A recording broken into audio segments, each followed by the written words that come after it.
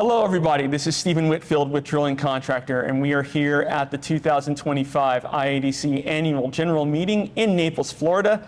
Now, as we're filming this, the meeting has just concluded, and we are here with one of the guys who gave a riveting presentation, sort of looking into the markets here at this event, Geoff J. of Daniel Energy Partners.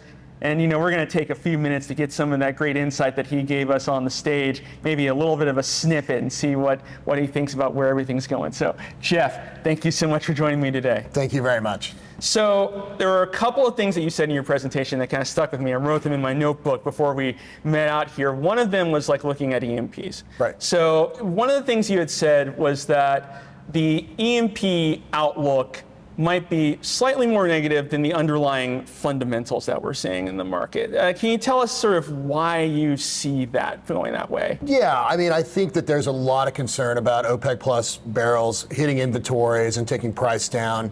I think there's a lot of worry about demand, particularly in the near term, as we had some seasonality. And also as more OPEC barrels probably hit the market as, Saudi power burn has come offline after the summer. So I think there's a little bit of negativity, but what I also think is true is that the flip side of that is that now suddenly what's been a burden of OPEC plus spare capacity is no longer there. Those barrels are coming to market. We're going to see what that looks like now.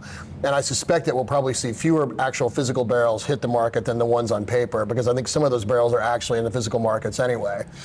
And so I think when you combine that with the fact that the lower 48 oil production story is probably flattening at best and potentially declining going forward, when we see non-US, non-OPEC production probably peaking this year, and then the second derivative kind of rolling over in 26 and 27, and demand growth not going away, I think that sort of all argues for a tightening market and maybe a little better behaved market in 26 and beyond. Is that sort of, as you're talking about the barrels coming off, is that sort of a reason for longer term optimism that we see with the markets? I think that's a reason for it, because I think it does clear up one of the great big headwinds that the whole market has faced for a number of years. Everyone's talked about this excess capacity. Well, for whatever reason, those barrels are potentially now entering the market. And so that'll no longer be there. We're going to be able to measure it. We're going to get to see what it does to inventories. We're going to get to see what it does to demand. And I would argue too that if you do see oil price weakness from these incremental barrels, what's tended to happen is that there's been a high elasticity of demand for crude. And so lower crude prices increase demand, mop up the inventories, and it'll do a reset.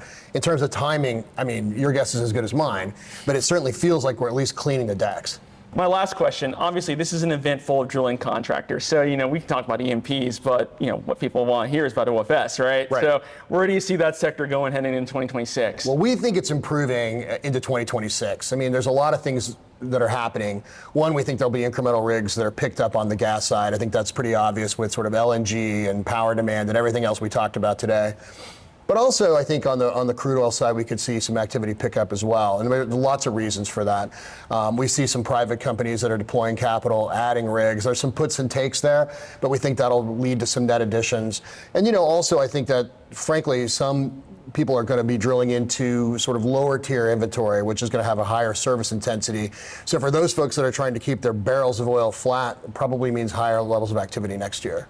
Some words of optimism for the sector. I do my best. A little bit. Well, Geoff, thank you so much for taking the time to share some of this insight. We appreciate it. Thank you very much.